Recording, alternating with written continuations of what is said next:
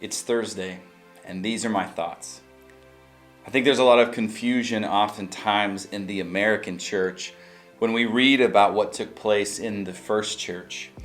And this week I was reading and looking at Acts chapter 4 when we see Peter and John getting arrested and they're on trial, and then they're finally released. And they're gathering with other believers and they're talking about persecution and they're talking about these things that they're facing.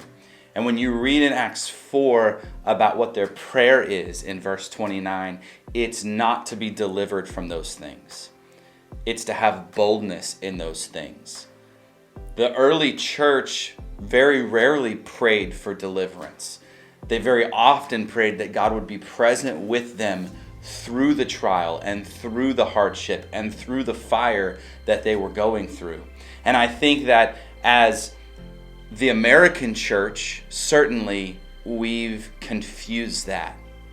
I think we like praying that God would deliver us from the fire and that God would deliver us from the trial versus praying that God would be with us in those situations, and not only that He would be with us, but that He would strengthen us, He would refine us, He would give us courage and boldness through the hardship.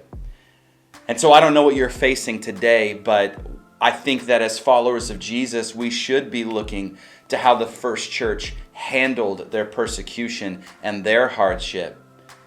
And majority of the time we read them praying for courage and boldness and not for deliverance.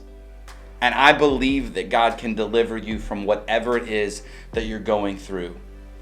But let's take a moment to simply consider that He's trying to refine you through this fire that you're in right now, and that because of it, you'll come out better on the other side.